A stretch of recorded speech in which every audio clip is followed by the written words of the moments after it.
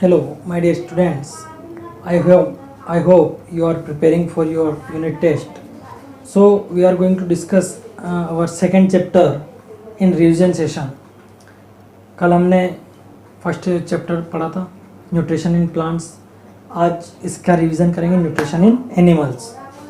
So nutrition in animals में हमने सबसे पहले देखा कि animal nutrition is a process of taking food by an organism and its digestion absorption utilise.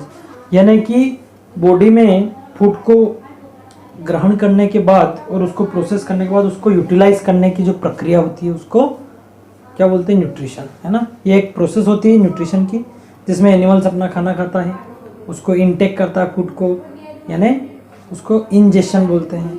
उसको फिर प्रोसेस करता है, डाइजेशन होता है, यूटिलाइज करता है बॉडी में. इस तरीके से एनिमल्स जितने भी लिविंग ऑर्गेनिज्म से बिना फूड के कोई जी नहीं सकता है. सभी को एनर्जी का रिक्वायरमेंट है. सो उस एनर्जी के लिए सभी फूड का इस्तेमाल करते हैं. तो अब इसमें डिफरेंट स्टेप्स है बहुत सारी, उसके बारे में बात कर लेते हैं. डिफरेंट स्टेप्स के बारे में, डिफरेंट स्टेप्स कौन कौन सी है उसमें जो है सबसे पहले आपका है इंजेशन. फर्स्ट स्टेप है इंजेशन. इंजेशन वो प्रोसेस है जिसमें एनिमल्स अपना फूड खुद अंदर ग्रहण करते हैं, है ना.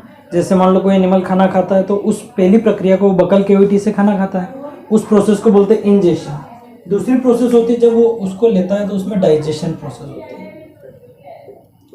डाइजेशन मतलब खाना खाने के बाद उसको पचाने का जो प्रोसेस होती है बॉडी में, उसको डाइजेशन. तीसरी प्रोसेस होती है डाइजेशन के बाद उसको वो जो मेन उसमें vitamin, mineral, protein, carbohydrate, fat उनको एब्जॉर्ब करते हैं, है ना. तो उस तीसरी प्रोसेस होती है एब्जॉर्प्शन. एब्जॉर्प्शन और एब्जॉर्प्शन के बाद बॉडी में उसका जो है एसिमिलेशन यानी उसका यूटिलाइजेशन होता है. एसिमिलेशन. और जब जो फूड पचता नहीं है उसको बॉडी के बाहर कर दिया जाता है, उसको ईगेशन बोलते हैं.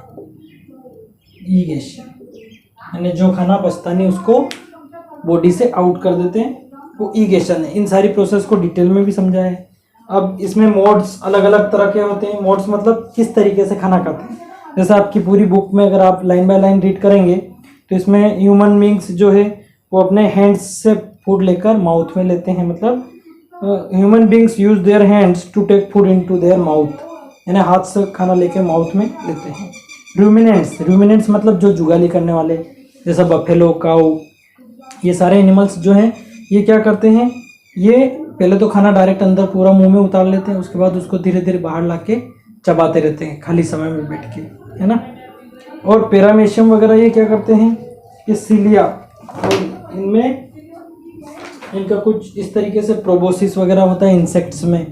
तो ये प्रोबोसिस मतलब नली से लेते हैं. पैरामेशियम, अमीबा ये क्या करते हैं, डायरेक्ट बॉडी में ही ले लेते हैं, उनके कोई माउथ नहीं होता है. ठीक है. तो इस तरीके से न्यूट्रिशन होता है. अब इस चैप्टर में हम पढ़ने वाले हैं nutrition in animals. Nutrition in humans. अब एनिमल्स में ह्यूमंस आते हैं. ह्यूमंस में न्यूट्रिशन किस तरीके से होता है, आपको डाइजेशन बताया था, मैं यहाँ पर बता देता हूँ कि सबसे पहले जैसे ये ह्यूमन बीइंग है, सबसे पहले खाना यहाँ पर ये इंजेक्शन होता है, यहाँ से खाना लेता है, ये बकल कैविटी है. जब खाना जाएगा अंदर, ये इसोफेगस है, इसको बोलते हैं बकल कैविटी. बकल कैविटी मतलब जहाँ से खाने को इंजेक्ट किया जाएगा, खाना जहाँ पर खाया जाता है. फिर यहाँ से ये जाएगा स्टोमक में. ये कौन सा रहता है, ये स्टोमक है. स्टोमक मतलब पेट में जाता है. और किसके थ्रू जाता है, ये इसोफेगस है ना, फूड पाइप जिसको बोलते हैं, फूड पाइप. इसके थ्रू स्टोमक में जाता है. स्टोमक में यहाँ पर जाके बहुत सारे एंजाइम सिक्रेट होते हैं. HCl सिक्रेट होता है, एसिड, ताकि बैक्टीरिया जो है खत्म हो सके फूड के अंदर का. और इस तरीके से खाना यहाँ से जाते हुए यहाँ पर लीवर रहता है, यहीं पर पेनक्रियास भी रहता है, और ये इसी के जस्ट नीचे यहाँ पर जो है लार्ज इंटेस्टाइन होती है, ये लार्ज इंटेस्टाइन. और ये खाना यहाँ से स्टमक से होता हुआ इसमें इस तरीके से स्मॉल इंटेस्टाइन से यहाँ पर, यहाँ से लार्ज इंटेस्टाइन में मिलता है. यहाँ से खाना लिया बकल कैविटी से, स्टमक में आया, स्टमक से ये स्मॉल इंटेस्टाइन में आया, और स्मॉल इंटेस्टाइन से फिर ये लार्ज इंटेस्टाइन में जाएगा, लार्ज इंटेस्टाइन से फिर घूम के और ये इस तरीके से ये स्मॉल इंटेस्टाइन हो गई आपकी, ये स्मॉल इंटेस्टाइन, स्मॉल इंटेस्टाइन से फिर ये लार्ज इंटेस्टाइन में जाएगा और फिर जब जो खाना नहीं पचेगा वो एनस के थ्रू बाहर निकल जाएगा। ठीक है, तो इस पूरी प्रोसेस में ये जो ह्यूमन बॉडी के अंदर ये बकल केविटी है, बकल केविटी में टीथ किस प्रकार काम करते हैं, टीथ के टाइप भी दिए हैं। टीथ 4 प्रकार के होते हैं, इंसिजर्स है ना, केनाइंस, प्रीमोलार्स और मोलार्स। इस तरीके से ह्यूमन बीइंग खाना खाते हैं। फिर स्टमक में खाना जाता है, स्टमक में जो है बहुत सारे एंजाइम सिक्रिएट होते हैं। फिर स्मॉल इंटेस्टाइन में जाएगा, स्मॉल इंटेस्टाइन में एब्जॉर्प्शन होगा। कुल मिला के डाइजेशन यहाँ खत्म हो जाता है। फिर यहाँ पर लार्ज इंटेस्टाइन में जाके यहाँ पर सिर्फ साल्ट और वाटर का एब्जॉर्प्शन होता है और बाकी फिशेस जो बचता है वो एनएस के थ्रू बाहर हो जाता है। सो इस तरीके से ह्यूमन बीइंग्स में डाइजेशन होता है।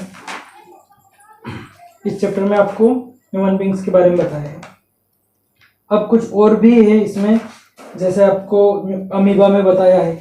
तो अमीबा किस तरीके से लेता है, अमीबा सबसे पहले इंजेक्शन किस तरीके से करता है, डायरेक्ट इंजेक्ट करता है। मतलब वो उसके सूडोपोडिया होते हैं, यानी उसी की बॉडी में से 2 उसके ऐसे सूडोपोडिया है।